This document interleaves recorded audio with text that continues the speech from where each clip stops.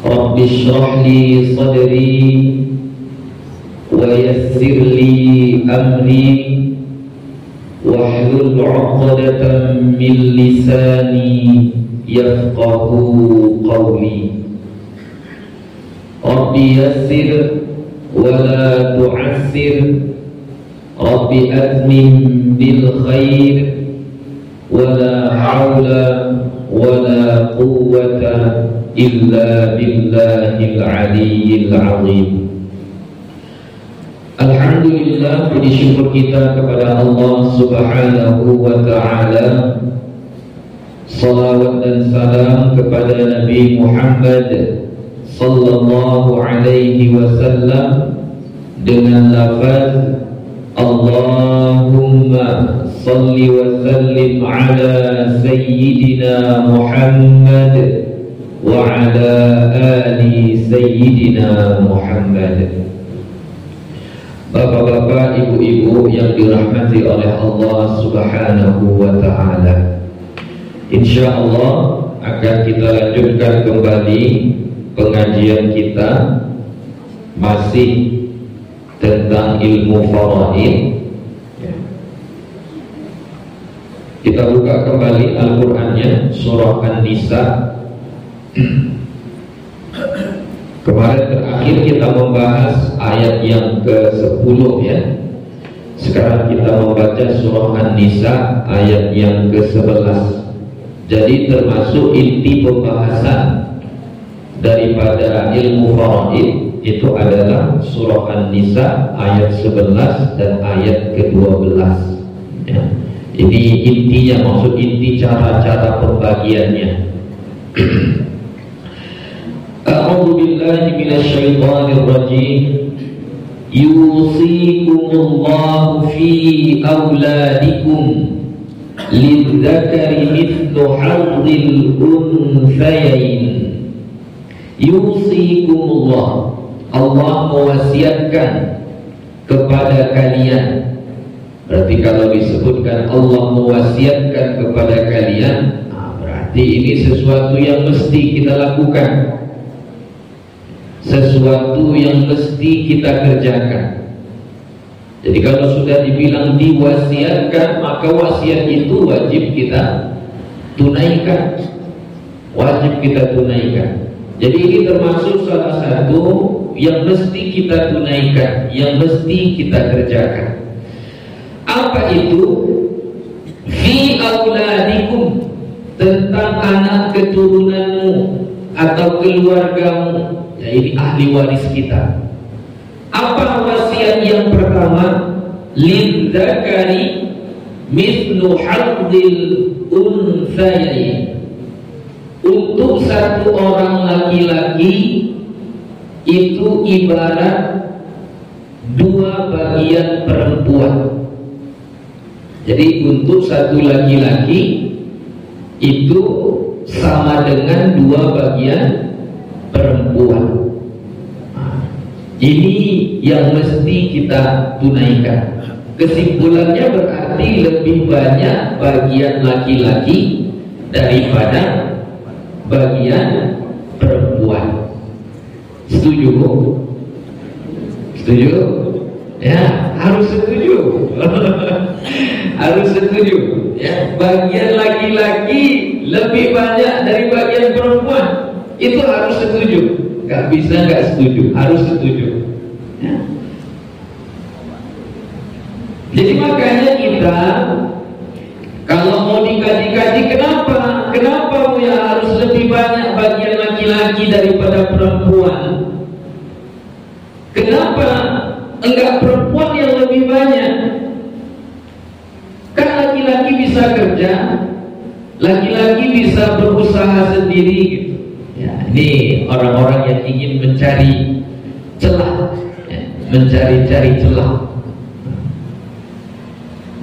Kalau perempuan, dia tidak mempunyai tanggung jawab masalah nafkah. Ketika dia sudah menikah, maka dia bebas dari tanggung jawab mencari nafkah tersebut. Sebelum dia menikah, Yang menafkahi dia adalah orang tuanya. Setelah dia menikah, maka yang menafkahinya adalah suaminya. Bahkan sekiranya nanti dia sudah tua, suaminya sudah meninggal dunia, orang tuanya sudah meninggal dunia, siapa yang bertanggung jawab kepadanya? Anak laki-lakinya. Jadi semuanya laki-laki. Sebelum menikah, yang menanggung jawab perempuan ini ayahnya.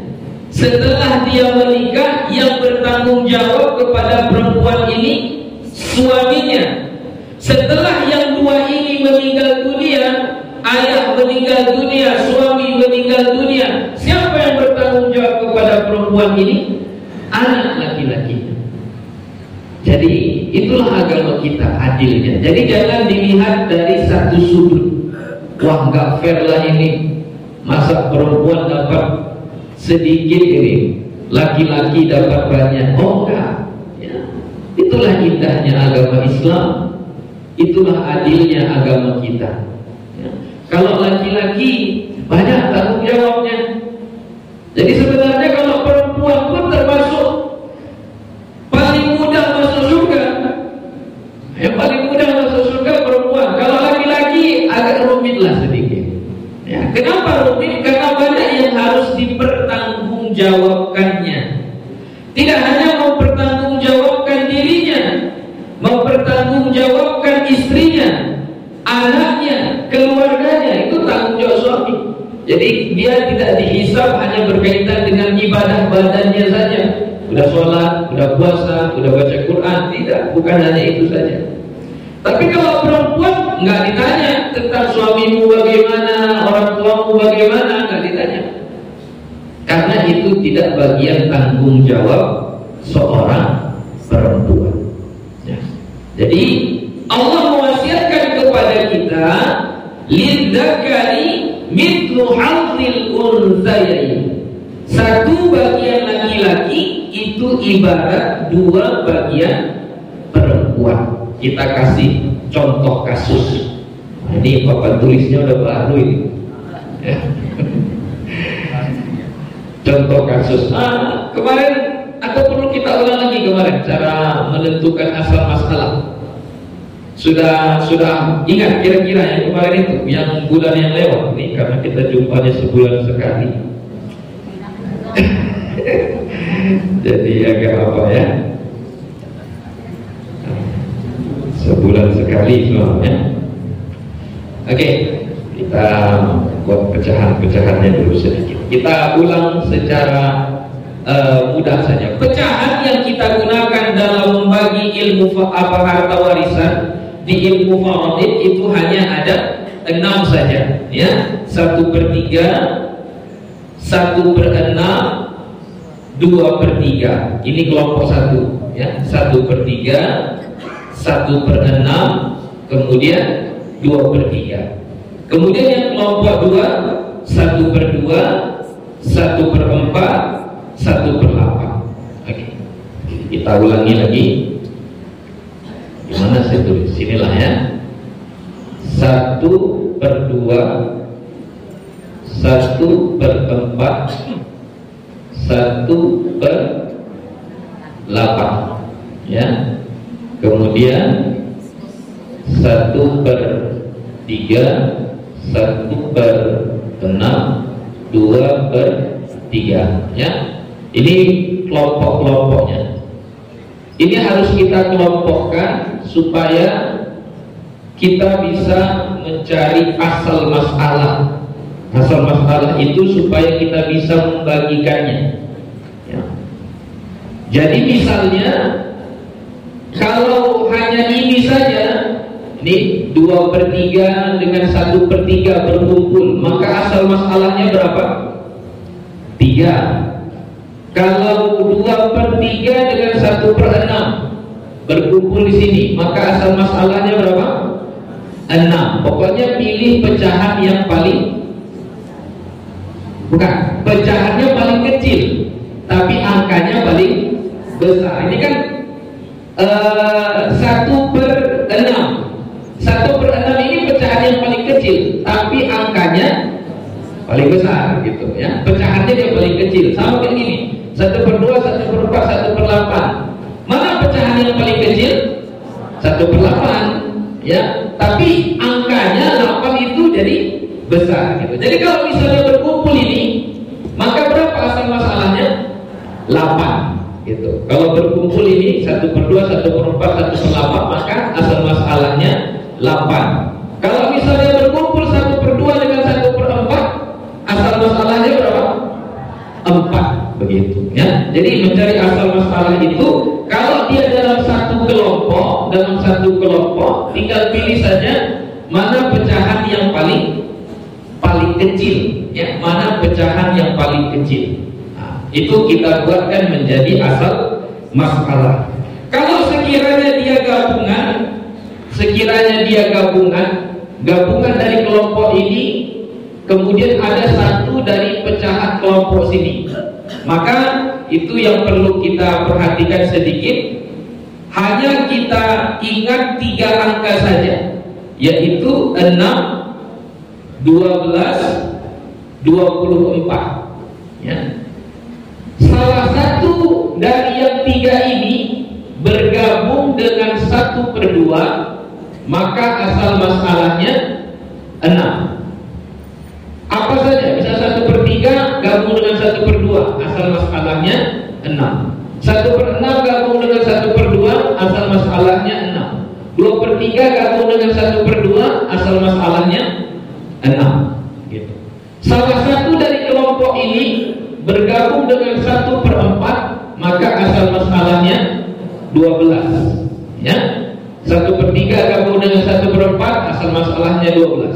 1/6 gabung dengan 1/4, asal masalahnya 12. 2/3 gabung dengan 1/4, asal masalahnya 12. Terakhir, salah satu dari kelompok ini gabung dengan 1/8, maka asal masalahnya 24 ya, 24. Nah ya, begitu dia. Kemudian yang terakhir, mencari asal masalah tanpa ada pecahan, yaitu asobah. Masih ingat istilah asobah? Asobah itu adalah sisa ya, asobah itu adalah sisa ya. Tapi sisa di sini jangan salah arti. Tidak berarti kalau dia dapat asobah, dapat sisa, berarti dia dapat bagian yang paling kecil. Belum tentu ya. Jadi asobah itu dia tidak pakai pecahan. Bagi dulu kepada orang-orang yang dapat pecahan ini berapa sisanya, itu untuk dia. Itu asobah ya, itu asobah. Biasanya asobah itu untuk laki-laki, ahli waris yang laki-laki. Jadi biasanya asobah itu untuk ahli waris yang laki-laki.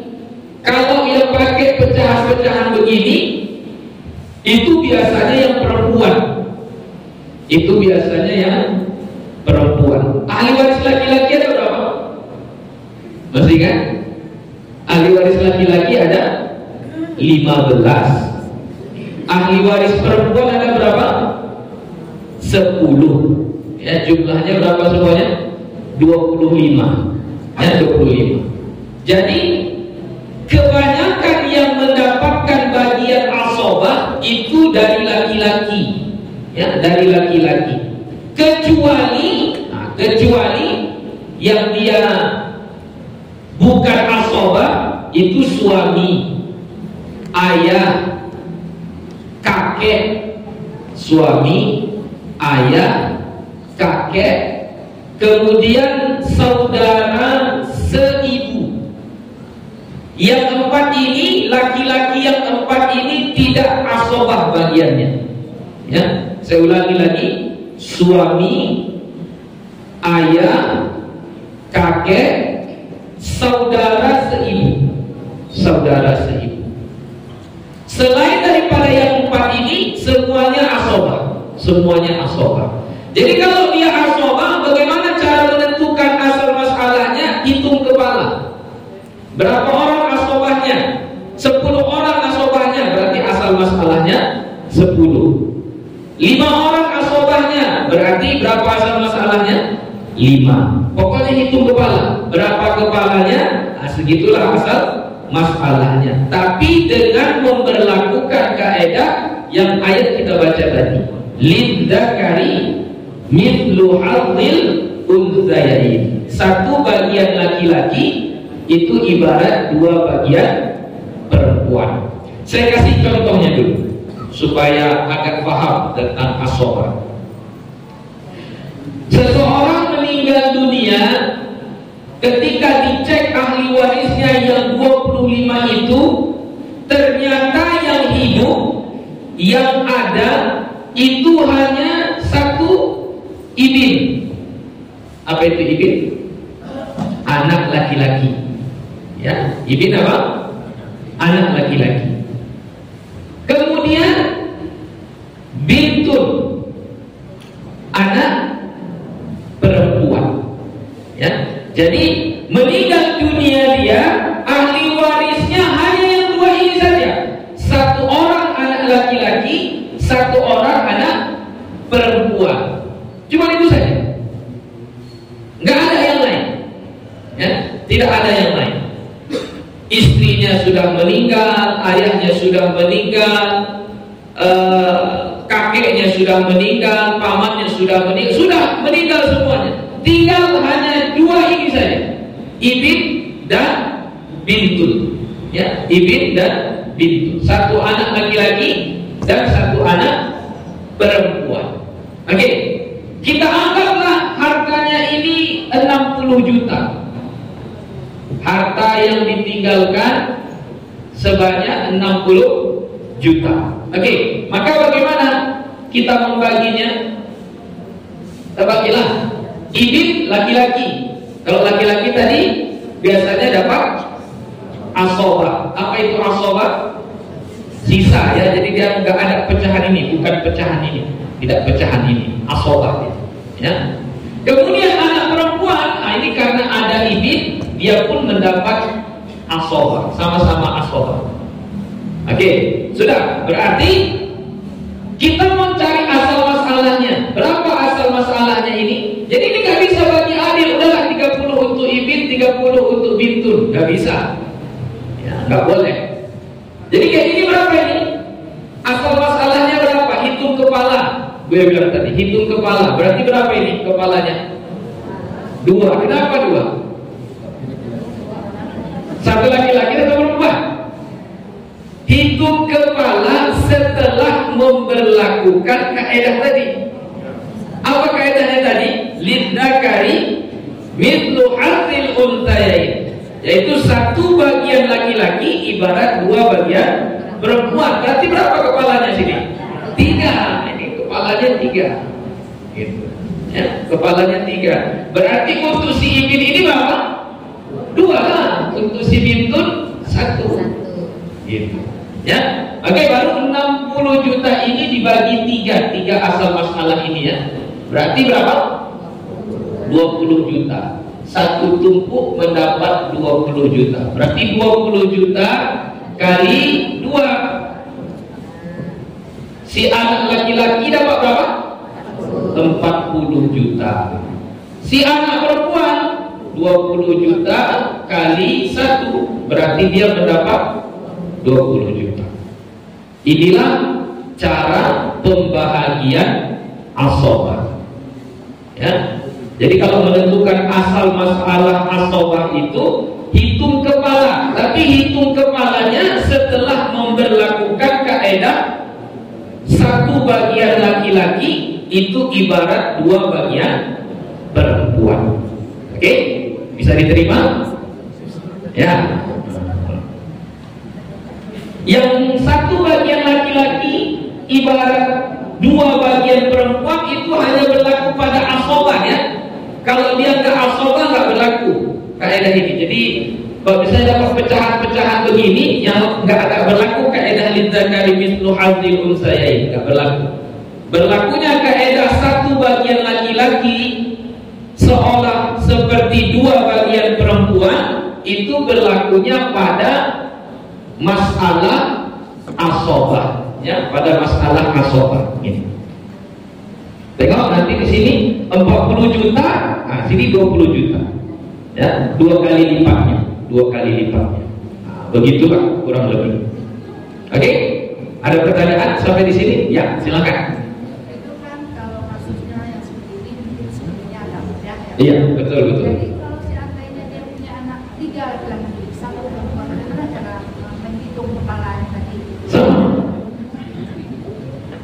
Coba, ini ditanya ibu itu, ini Ustaz, kalau misalnya satu-satu gampang lah, ya. Kalau satu-satu gampang menghitungnya. Bagaimana kalau sekiranya kita buat jumlahnya banyak? Kita mulai dari yang sederhana dulu, kita naikkan 1 level.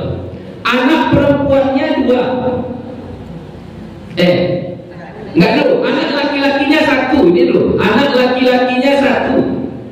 Anak perempuannya 6. Oke? Anak laki-lakinya 1. Anak perempuannya 6. Maka berapa kepalanya? 8. Oke. Misal kita buatlah ini kita buat 80 juta dulu, ya. 80 juta, anak laki-lakinya 1 orang, anak perempuannya 6 orang. Berarti asal masalahnya berapa? Asal masalahnya 8. Oke. Kita buat asal masalahnya 8. Oke. 80 bagi 8 berarti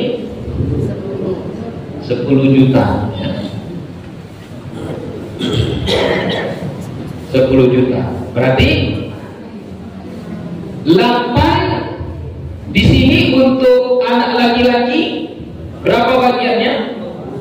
2. Di anak perempuan berapa bagiannya? 6. Di sini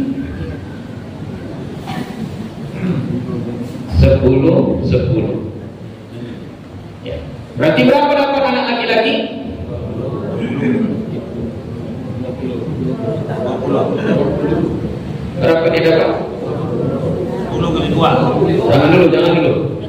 Jangan dulu. 8. Ya. Nah. 20. Kemudian perempuan 60, ya. 60 ini nanti bagi 6. 60 juta bagi 6 sama dengan 10 juta, ya, sama dengan 10 juta. Tengok, 10 juta, 20 juta. Benarkah kaidah lidzakari mislu hadzil unthayain? Benar, ya, berlaku dia. Ya.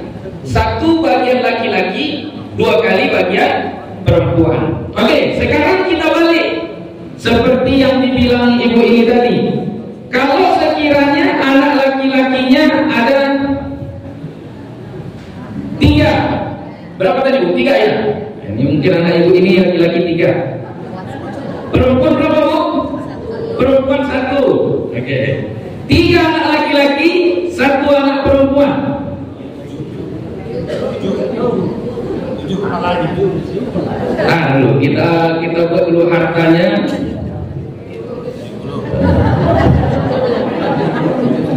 Kita dulu, ya. Oke.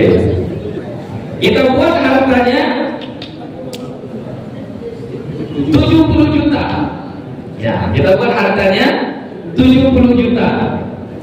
Oke, 70 juta. Berarti berapa kepalanya? 7 kepalanya. Kita hitung. Ayo, kita buat lagi. Ini hartanya 70 juta. Ya. Anak laki-lakinya berapa tadi? 3. Anak perempuannya 1. Berarti berapa kepalanya? Asal masalahnya berapa? 7. Oke, berarti 70 juta bagi 7, 10. Oke. Untuk anak laki-laki dapat berapa? 6. Oke. Berarti 10 kali 6, 60 juta. 10 bagi ini 1, berarti 1, ya. Berarti dapat 10. Oke. Berarti perempuan dapatnya 10 juta.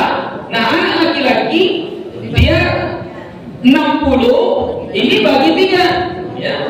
60 juta bagi 3 sama dengan 20 juta. Berarti sama, lidzakari mithlu hadzil unsayayn. Sama Bu ya. Pokoknya hitungannya kepalanya, dan kita hitung kepalanya, Pokoknya satu anak laki-laki hitungannya 2 kepala. Gitu. Satu anak laki-laki hitungannya 2 kepala. Oke, paham Bu? Adil, insyaallah adil. Bu ya, ini ada dibedakan antara yang tua dengan yang muda. Misalnya satu umurnya sudah 25 tahun, satu masih baru brojol, baru lahir, baru 3 bulan dia umurnya. Apakah sama pembagiannya? Sama nggak pembagiannya? Sama, nggak ada bedanya. Tapi masih 3 bulan, Bu ya, gimana dia menjaga hartanya? Dipeganglah sama walinya. Hartanya itu dipegang sama walinya. Bahkan ini, misalnya seseorang meninggal dunia, istrinya sedang hamil 3 bulan. Nah, seseorang meninggal dunia, istrinya sedang hamil 3 bulan. Gimana ini? Anak yang di dalam kandungannya dapat bagian atau tidak? Hah? Dapat bagian atau tidak?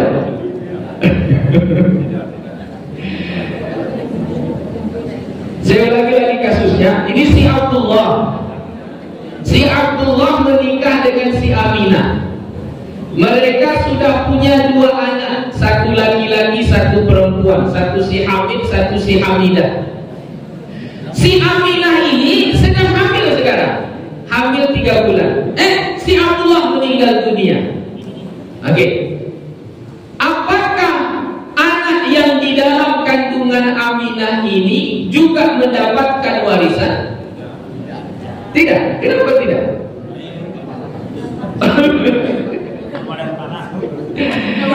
Ya. Dalam kasus itu memang salah satu syarat daripada seseorang itu sah menerima warisan, dipastikan dia hidup saat yang punya harta meninggal dunia. Saya ulangi lagi. Salah satu syarat supaya seseorang itu sah menjadi ahli waris, itu statusnya dia hidup saat yang punya harta meninggal dunia. Anak yang di dalam kandungan hidup atau mati? Siapa yang bilang hidup?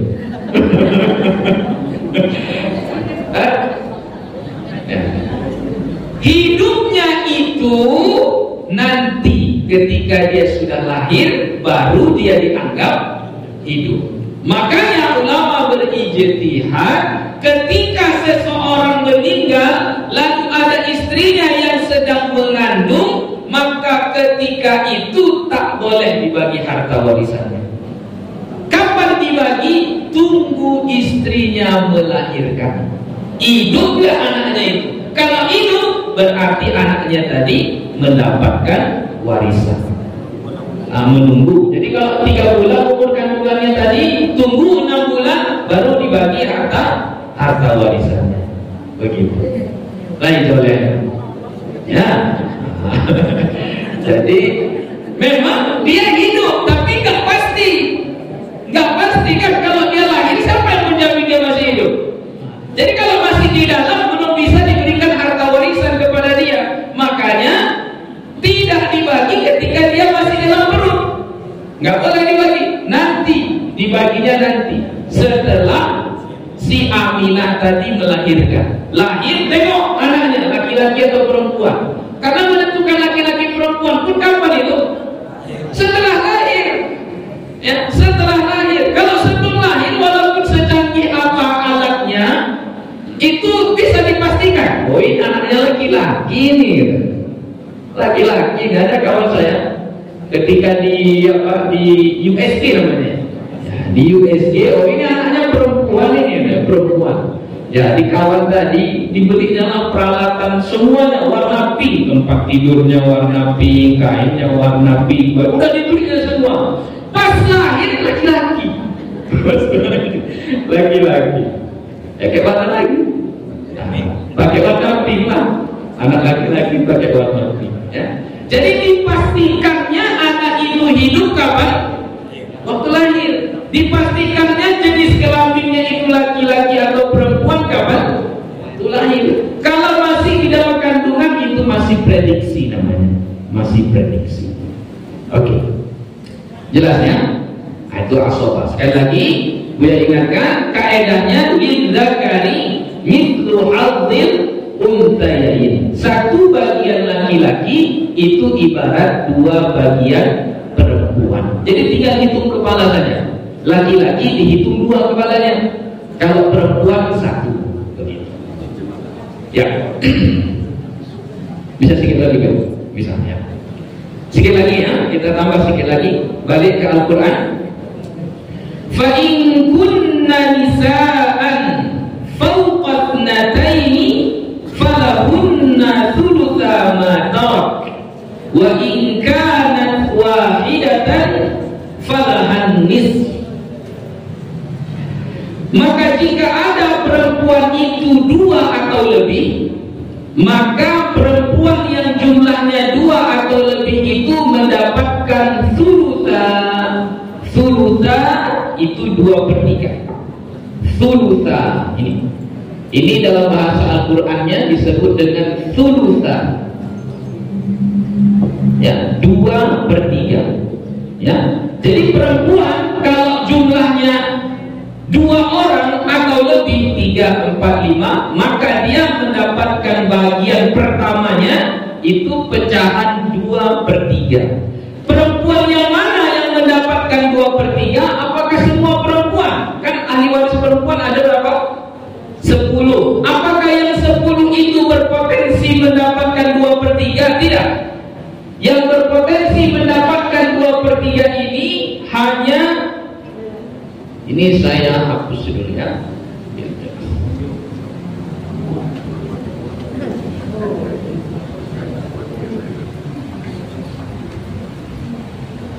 Yang berpotensi mendapat 2/3 ini jika dia 2 orang atau lebih. Ya, 2 orang atau lebih. Yang pertama bintun. Apa bintun? Anak perempuan. Yang kedua bintul ibin. Apa bintul ibin? Anak perempuan dari anak laki-laki. Anak perempuan dari anak laki-laki. Berarti siapa? Cucu. Cucu perempuan dari anak laki-laki ya, bukan dari anak perempuan. Kalau cucu perempuan dari anak perempuan, ahli waris atau tidak? Tidak.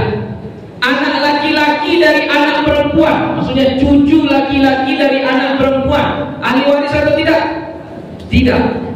Pokoknya cucu dari anak kita perempuan tidak termasuk ahli waris.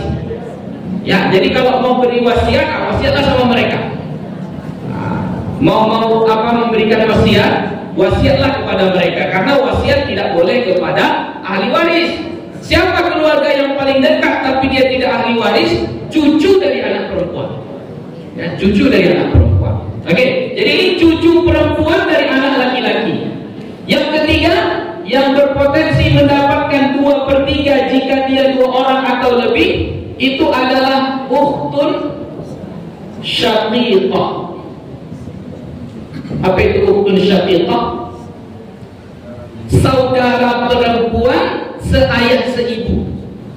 Saudara perempuan seayah seibu.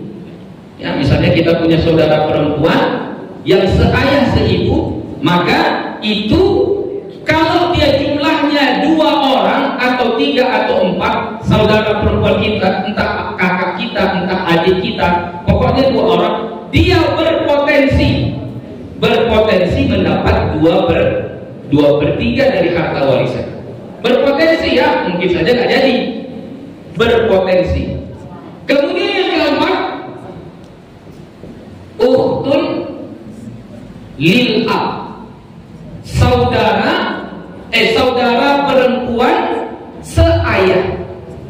saudara perempuan seayah, yang seayah.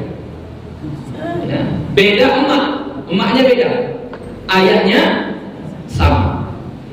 Yang 4 orang ini saja yang berpotensi mendapat 2/3 kalau dia jumlahnya 2 orang atau lebih.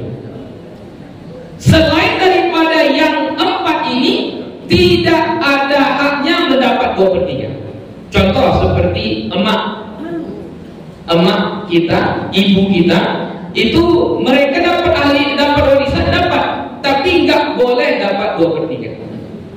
Istri, kan perempuan juga, istri, bisa nggak istri dapat 2/3 dari harta warisan? Tidak bisa. Ya. Jadi yang berpotensi mendapatkan 2/3 dari harta warisan itu hanya yang 4 orang ini. Anak perempuan, cucu perempuan dari anak laki-laki, saudara perempuan seayah seibu, dan saudara perempuan seayah. Jadi ini saya tidak sebutkan saudara perempuan kandung, ya, karena mau seayah seibu, mau seibu itu sama-sama kandung, ya, itu sama-sama kandung. Yang disebut dengan tiri bagaimana? Saudara tiri bagaimana itu? Kita punya ayah kita menikahi seorang janda, yang janda ini sudah punya anak, maka kita dengan anak dari ibu kita yang baru, istri ayah kita yang baru, itu namanya apa? Saudara. Tapi saudaranya apa? Tiri, enggak seayah, enggak seemak. Ya, itu yang saudara tiri. Tapi kalau misalnya saya punya ayah Abdullah, emaknya Aminah, kemudian ayah saya ini menikah lagi, lahir anaknya, namanya Muhammad. Antara saya dengan Muhammad itu saudara bagaimana? Seayah, kandung enggak? Kandung, itu kandung. Walaupun hanya seayah, tapi itu tetap kandung. Jadi yang disebut dengan saudara tiri kayak tadi itu nggak ada kaitannya, cuma berkait karena akad nikah. Oke, jadi hanya yang 4 ini saja yang berpotensi mendapatkan 2/3 jika jumlahnya 2 orang atau lebih. 2 orang atau lebih masing-masing, ya. Jadi misalnya anak perempuannya 2 orang, cucu perempuannya 2 orang, saudara seayah seibunya 2 orang, saudara seayahnya 2 orang. Kalau bergabung ini satu dianggap 2 orang? Tidak. Ya, jadi yang disebut dengan 2 orang atau lebih, satu kelompoknya ini memang 2 orang. Ya, ininya memang 2 orang atau 3 atau 4 dan seterusnya. Tapi kalau gabungan ini itu dianggap satu begitu. Baru sambung ayatnya. Wa in kanat wahidatan, jika adalah yang 4 ini 1 orang, tadi kan 2 orang atau lebih. Jika ternyata yang salah satu dari 4 ini 1 orang, falahan nis, untuknya 1/2. Ini disebut dengan an-nis, ya, 1/2. Jadi berpotensi, ini masih potensi, ya, potensi seorang anak perempuan dia berpotensi mendapat 1/2 dari harta yang ditinggalkan. Kapan itu? Syarat pertamanya dia harus sendiri. Jadi kalau dia sendiri dia dapat 1/2. Ya, sama cucu perempuan pun begitu juga, berpotensi mendapat setengah dari harta warisan tersebut jika dia sendiri. Oke, kita kasih contoh supaya mudah paham sedikit.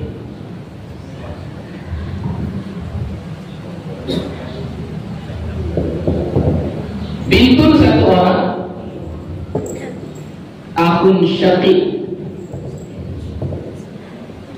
ammun syaqiq. Harta yang ditinggalkan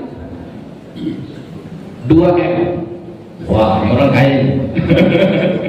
Orang kayaknya. Harta yang ditinggalkan 2M. Oke. Bintun di sini berapa orang? 1. Berarti dia dapat berapa? Setengah dari harta warisan. Ini kita menentukan ini setelah kita cek ya yang 25 orang itu. Yang 15 dari ahli waris laki-laki, 10 dari ahli waris perempuan. Tulis semuanya. Baru kita checklist, ini ada, enggak ada. Ditulisin semua. Jangan cuma kita pilih-pilih aja, udahlah ini aja lah orangnya. Enggak boleh. Ditulis dulu semuanya. Tulis yang 15 laki-laki, 10 perempuan itu tulis saja. Nanti dapat atau enggak itu urusan belakangan. Ya, itu adabnya seperti itu. Ini setelah kita lakukan proses tadi, ternyata yang berhak mendapat yang hidup ya, yang hidup cuma yang 3 ini saja, yang hidup, yang 3 ini saja. Oke, maka kita bagi untuk anak perempuan 1 orang, ini tadi wa in kanat wahidatan falahan nisf. Kalau dia hanya 1 orang dapat setengah. Oke, akhun syaqiq laki-laki. Nah, tengok kaidah yang gue bilang tadi, kalau laki-laki itu biasanya dapat asobah, kecuali yang 4 tadi. Siapa yang 4 tadi?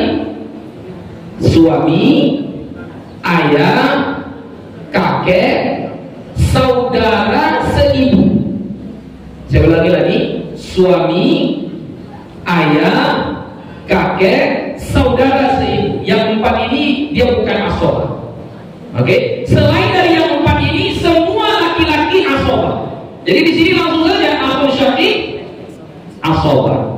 Oke, amun syaqiq, syaqiq ini seayah seibu ya. Syaqiq itu artinya seayah seibu. Amun syaqiq ini paman. Paman seayah seibu dapat berapa? Ini nggak dapat. Walaupun dia ada itu, gue bilang tadi, tulis semua yang 15 laki-laki tadi, 10 perempuan. Jika dia masih hidup tulis saja. Nanti akan ada yang disilang-silang. Contohnya seperti ini. Paman kandung seayah seibu itu nggak dapat. Kenapa dia nggak dapat? Karena ada akhun syaqiq. Karena ada saudara kandung. Ya, menghalangi. Oke. Kalau begini berapa asal masalahnya? Berapa asal masalahnya? 2 lah kan? 2. Karena dia cuma sendiri kan? 2. Berarti 2M bagi 2 sama dengan 1M. Berarti 2 bagi 2 1. Berapa sisanya? 2 kurang 1 berapa sisanya? 1. Maka untuk anak perempuan 1M kali 1 sama dengan 1M. Untuk saudara seayah seibu 1M kali 1 berarti dapat 1M. Begitulah cara membaginya. Ya, begitu cara membaginya. Boleh? Paham? Ya. Nanti kita bahas lagi. Ini